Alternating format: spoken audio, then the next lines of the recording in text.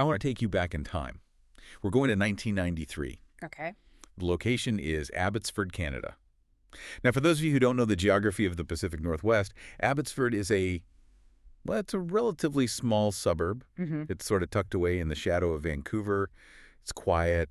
It's suburban. It's definitely not Wall Street. Not even close. I mean, when you think high finance, stockbrokers, big deals, you're thinking downtown Vancouver, maybe Toronto or New York. That's where the action is. Yeah, it's where the skyscrapers are. But that's not where we are. We are in a small office in the suburbs. And in this office, we find a rookie stockbroker. His name is Trent Dyrsmid. And I really want to paint a picture of this guy because his situation is so important. He's 23 years old. Just a kid, really. He's fresh-faced. And frankly, nobody expects much from him at all. And you have to set the context here. Being a rookie stockbroker, especially back in the early 90s, it was brutal work. This was before the internet really took over trading. This was all analog. It was a game of pure rejection. You are sitting at a desk with one of those heavy plastic phones, a list of leads. And you're just dialing. And you are just dialing. Cold calling. Relentless cold calling. You're interrupting people's dinners. You're interrupting their workdays. You get yelled at constantly. Hung up on. Told to get a real job. It is the kind of grind that just, chews people up and spits them out. It absolutely is. And Trent is in a location that isn't a financial hub. He doesn't have some legendary mentor taking him under his wing. He doesn't have a rich uncle funneling him clients. Wow, built-in advantages. None. By all the conventional metrics, talent, location, experience, he should have been average. At best, he probably should have quit within 6 months. That is the statistical probability for most people in that exact position. They burn out. But Dyrsmid didn't quit because he had a secret weapon. And it wasn't a fancy algorithm, and it wasn't some piece of inside information on a hot tech stock. No. It was sitting right there on his desk. Right on his desk. Visible to everyone, though I doubt anyone else in the office really understood what it was for. He had 2 jars, just simple glass jars. One was completely empty.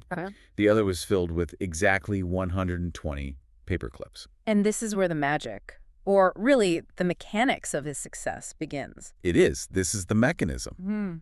Every single morning, he starts his day at 8 a.m. He sits down, he settles in, and he looks at that jar of 120 paper clips. His target for the day. That's his target. He picks up the phone, and he makes a sales call. He talks to a stranger. Maybe they hang up. Maybe they listen for a bit. It doesn't matter.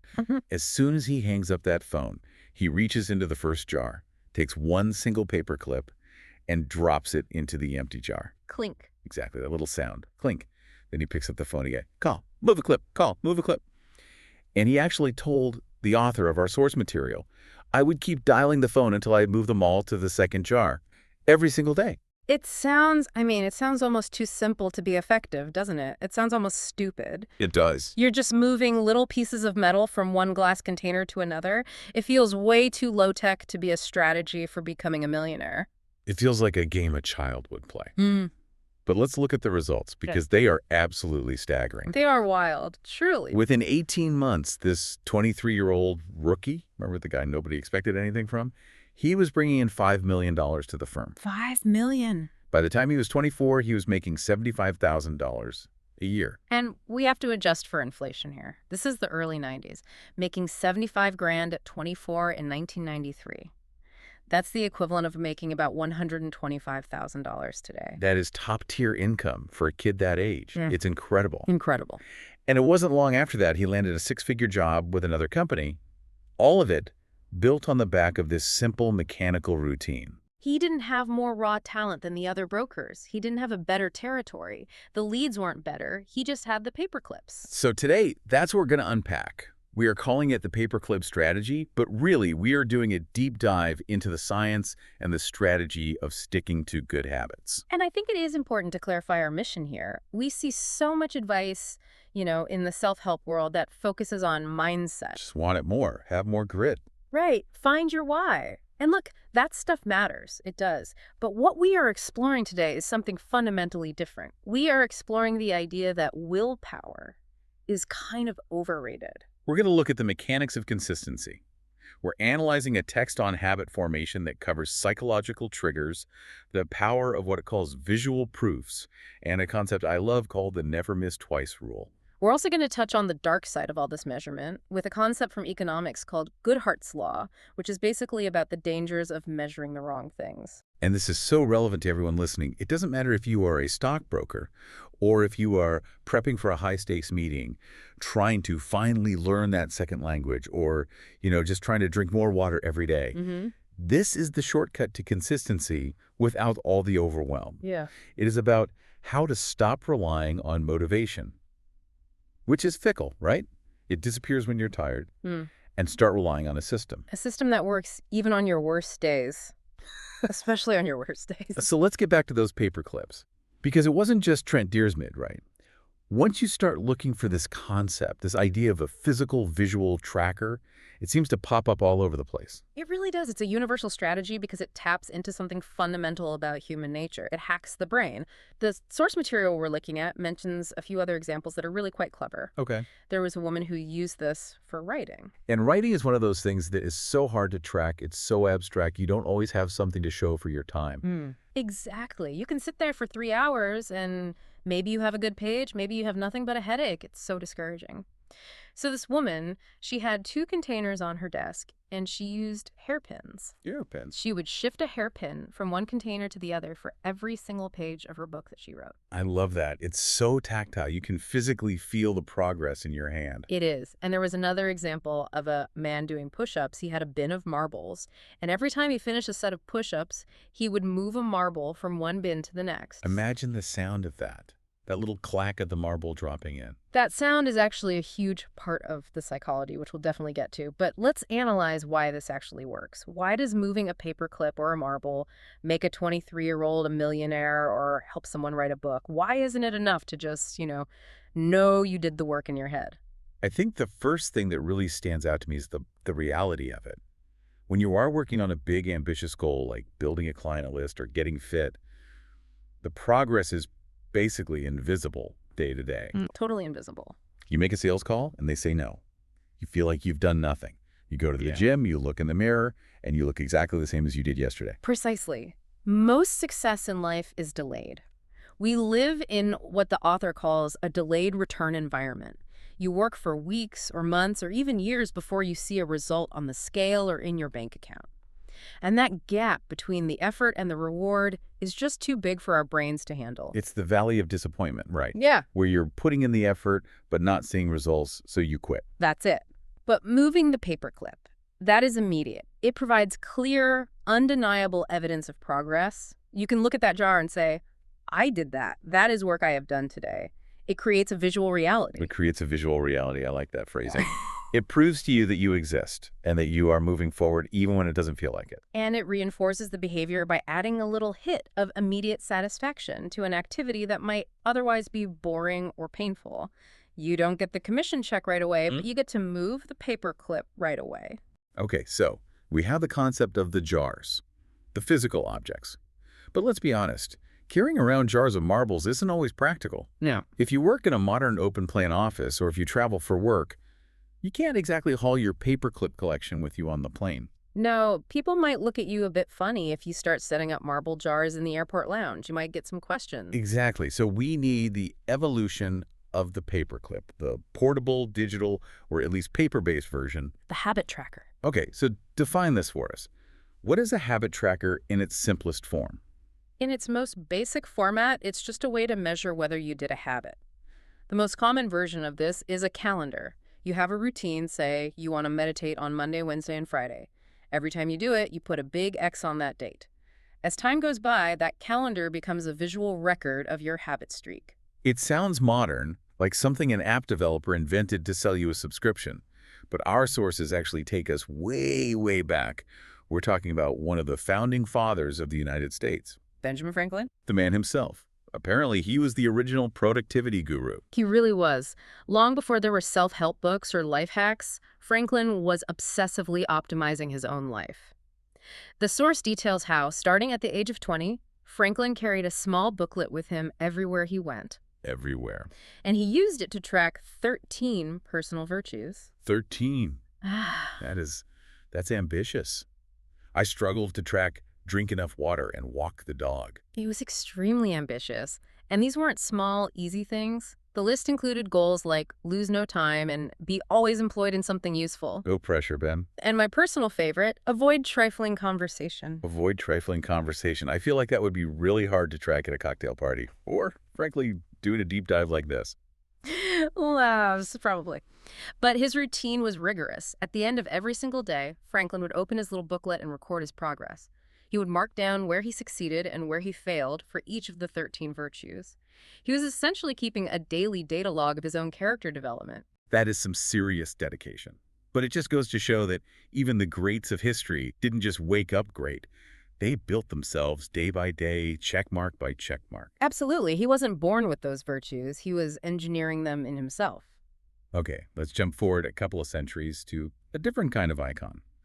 We are talking about Jerry Seinfeld. Right. And this is probably the most famous example of habit tracking in all this pop culture. It's often called the don't break the chain method. So the story goes that a young comic, a guy named Brad Isaac, approached Seinfeld back in the day when Seinfeld was at the absolute peak of his touring power and asked him, how do you write such good jokes? What's the secret? And the young comic was probably expecting some esoteric advice about comedic timing or observational humor or how to handle a heckler. Right. The magic formula. Yeah. How do you find the funny? But Seinfeld didn't talk about any of that stuff. He said his one and only goal was simply to write jokes every single day. Yeah. And the tool he used was a large wall calendar, the kind where you could see the whole year on one page. The visual aspect, again, Yeah. a whole year at a glance. Exactly. And every day that he sat down and wrote a joke, he would take a big red marker and he would mark a big X over that day. And the whole philosophy is so deceptively simple. Don't break the chain. That is the mantra. And here is the real insight into why Seinfeld's method is so genius. He doesn't focus on quality. This is the part people always miss. He doesn't say, I must write a funny joke today. He doesn't say, I must write a joke that's good enough to get on The Tonight Show. He just says, I must write. He focuses solely on showing up and maintaining the streak. He completely removes the pressure of performance and replaces it with the simple pressure of consistency. That is a huge distinction because I think so many of us get paralyzed by the idea of quality. We think if I go to the gym, I have to have an amazing, sweaty, personal best workout. Or if I'm going to write, it has to be a chapter for a bestseller. And because that bar is so incredibly high, we don't do anything. We procrastinate because we are afraid of doing it poorly. Seinfeld is basically saying, no, doing it poorly is fine. Just put the X on the calendar. The act of showing up is the victory. So if you don't break the chain of sales calls, eventually you will build a book of business. If you don't break the chain of workouts, eventually you will get fit. It leverages the law of averages and consistency. Exactly. The focus shifts entirely from the outcome, which is being funny, to the process, which is just writing. So we have the paper clips, we have Ben Franklin's little booklet, we have Seinfeld's calendar. These are the tools. But I really want to get under the hood now. I want to understand the engine that's driving this.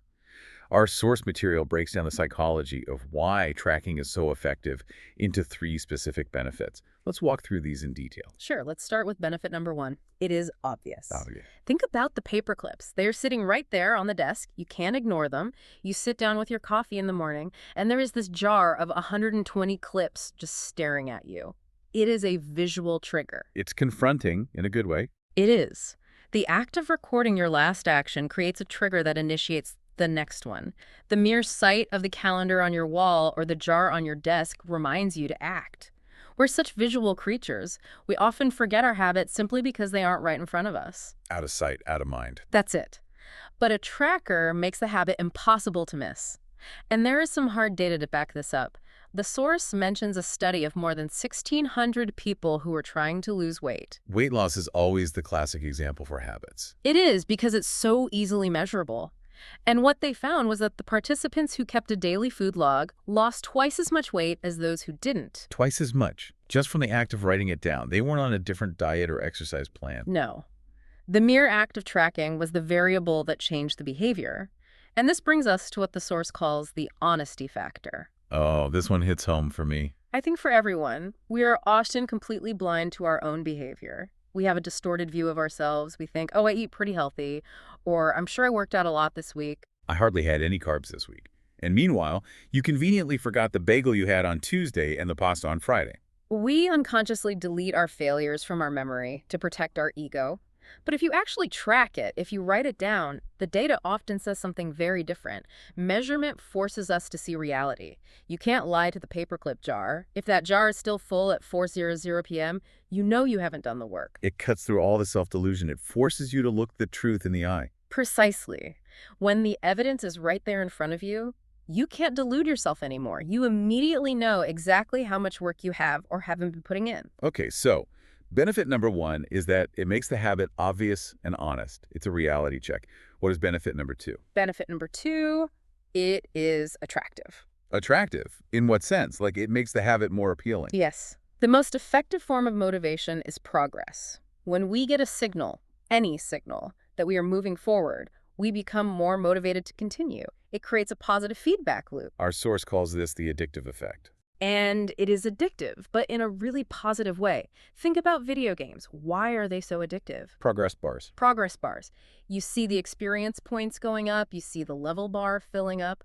Habit tracking brings that same kind of game design into your real life. Each small win, each X on the calendar, feeds your desire to do it again. But where this becomes really powerful is what you mentioned earlier, the bad day buffer. The bad day buffer. This is absolutely crucial for long-term consistency. So break that down for us. What does that mean? Okay, so when you are feeling down, or you're tired, or completely unmotivated, it is so easy to forget all the work you've already put in. You only focus on how you feel right now. You feel like a failure. You feel like you're at square one. I'm tired. I'm lazy. I haven't done anything with my life. That whole negative spiral. Exactly. But the habit tracker provides visual, objective proof of your past hard work. You can look at that calendar and see 30 X's in a row. It reminds you of how far you've come. It's objective proof that you are not lazy. You have been showing up. And suddenly, the motivation completely shifts. You aren't doing the workout because you want six-pack abs in 6 months from now. You are doing the workout because you don't want to leave an empty square on the calendar today. You are protecting the streak. You stop wanting the far-off result, and you start wanting to maintain the chain. The history you've built becomes this valuable asset that you don't want to lose. I love that. It totally flips the script on motivation. It pulls you through those inevitable low moments. Okay, so it's obvious, it's attractive. What is benefit number three? Benefit number three, it is satisfying. And the source identifies this as the most crucial benefit of them all. Why is it the most crucial? More than being obvious or attractive. Because the tracking action itself becomes its own reward. We talked about the sound of the marble dropping, that little clack. That is a tiny reward. Crossing an item off a to-do list, that is a reward. It really is. There is a specific kind of dopamine hit you get when you draw that line through a task. It feels like relief. It feels final. That is what the author calls immediate and intrinsic gratification. Most of the real rewards from our good habits are delayed. You don't get the health benefits of eating a salad while you are chewing it. You get them years down the line. You don't get the wealth from saving money the day you deposit it. The rewards are way off in the future. But the pain or the effort is right now. Exactly. But writing down that you eat the salad or moving the paperclip, that feels good now. You get a little hit of success and accomplishment immediately. It bridges that massive gap between the action and the long-term reward. And this leads to that identity shift we touched on a little earlier. Yes. This is the deepest level of habit formation. You stop fixating on the long-term result, like the investment portfolio or the finished book manuscript, and you start focusing on the process. You become the type of person who doesn't miss workouts. The satisfaction comes from casting a vote for that new identity every single time you mark that X. I am a runner. I am a writer. I am a saver. Not because you have run a marathon or written a bestseller, but simply because you ran today and you tracked it. That's powerful stuff. But I have to play devil's advocate here because I know what the listener is thinking right now. Because I am thinking it too. and what's that? This sounds like a lot of work. Oh, the resistance. Yes, Yeah. the resistance. I barely have the energy to do the workout or make the sales call. Now, you are telling me I also have to manage this whole system of jars and calendars and booklets. It feels like a burden. It feels like homework I'm assigning myself. This is a very real, very valid concern. The source actually calls this the two habits burden. The two habits burden. I like that name. You are essentially forcing yourself to maintain two separate habits at once.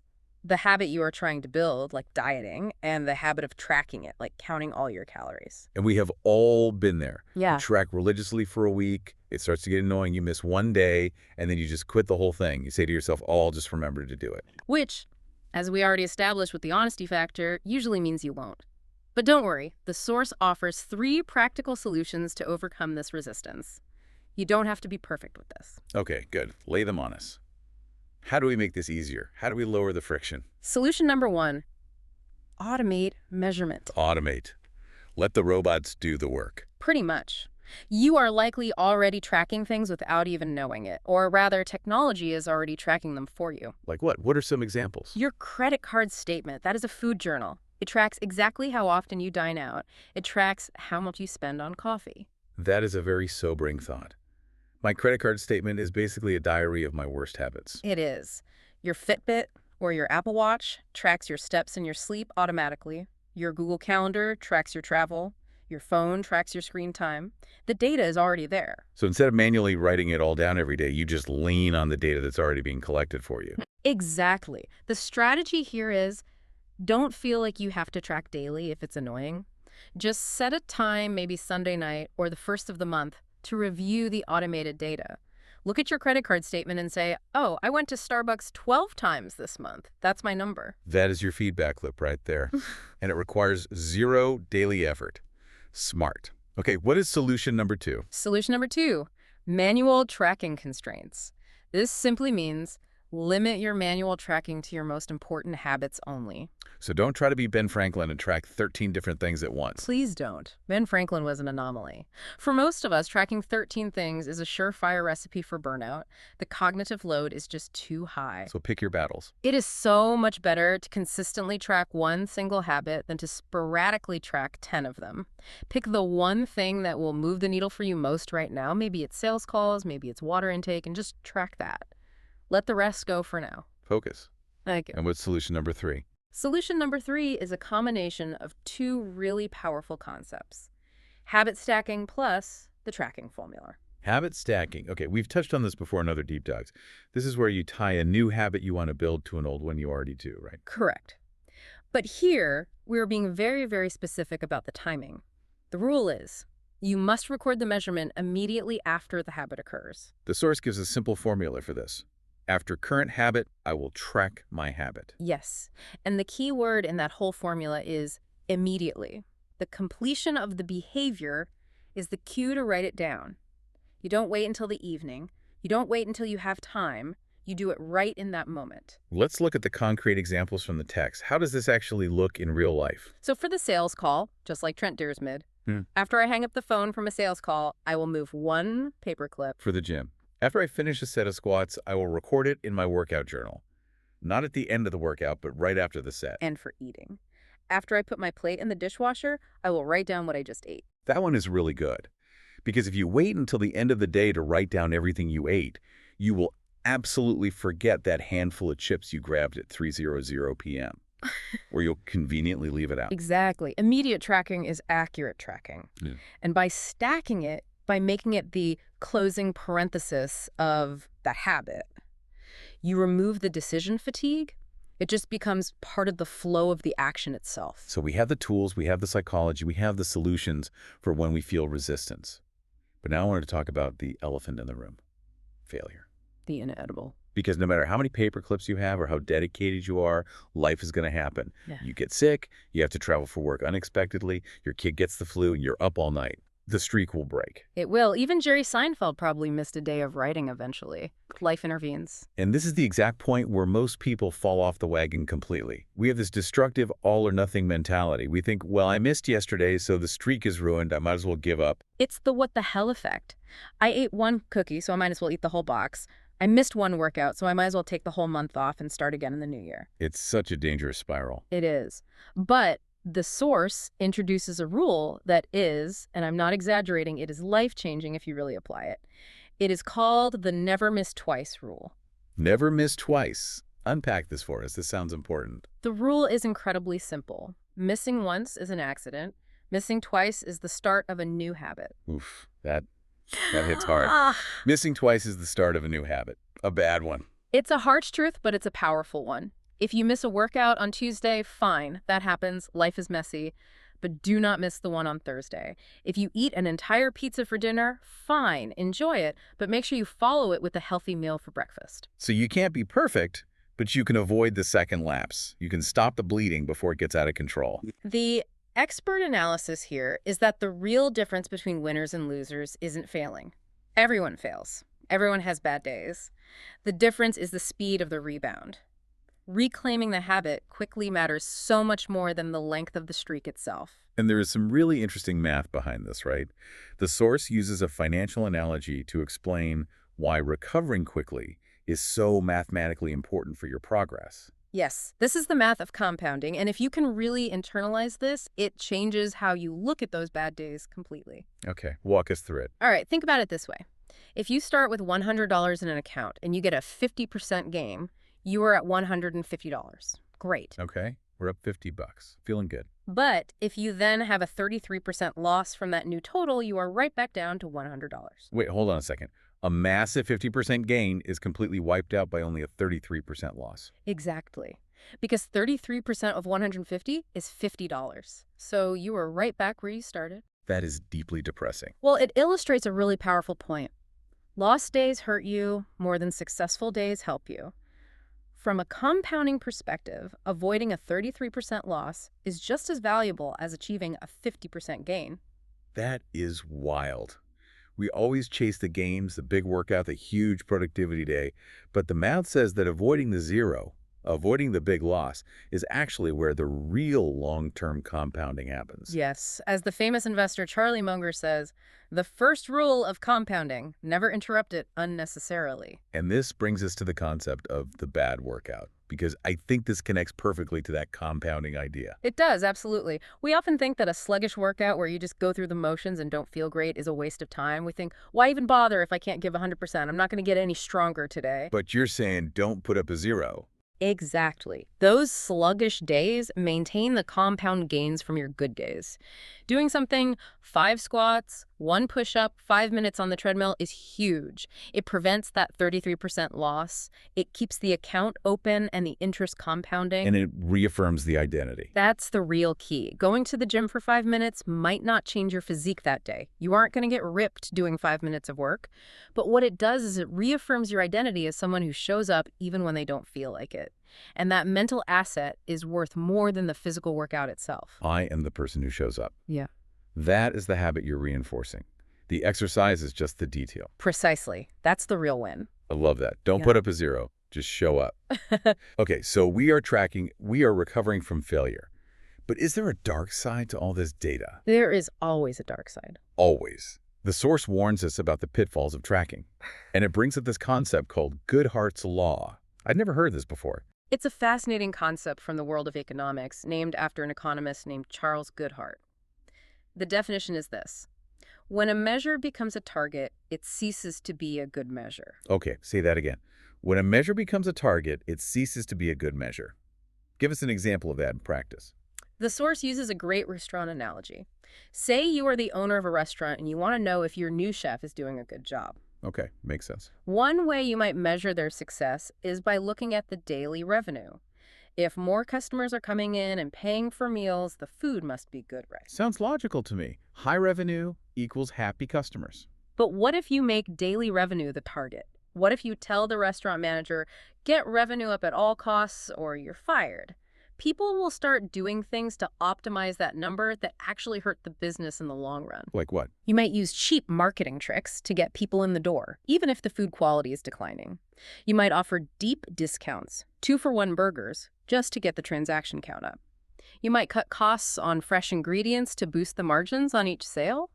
So you could have record high revenue, but be serving mediocre food to dissatisfied customers who eat there once and never ever return. Exactly. The measure, the revenue, became the target, and you completely lost sight of the actual goal, which was to serve good food and build a base of happy, returning customers. The metric ate the mission. Well put. And we see this everywhere in our personal lives, too. Everywhere. We optimize for the wrong things constantly. We focus on working long hours. That's the measure. Instead of doing meaningful, impactful work. That's the real goal. We think sitting at the desk for 12 hours automatically means we were productive. Or in fitness, this is a huge one. We care more about getting 10,000 steps, hitting the number, than we do about actually being healthy. I've literally seen people pacing around their living room at 11:00 p.m. just to hit the number, even though getting more sleep would be far better for them.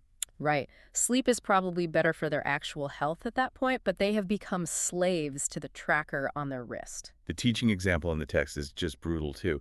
The idea of teaching to standardize tests versus actually fostering curiosity and critical thinking. It's the exact same trap. Teachers are forced to optimize for test scores because that's the metric the system values, even if it kills the actual love of learning in their students. And in the context of our own health, this is huge. If you optimize purely for the number on the scale, you might embrace crash diets, juice cleanses, or weird diet pills just to make the number go down. And you're winning the measurement game, the number is dropping, but you are losing the actual health game.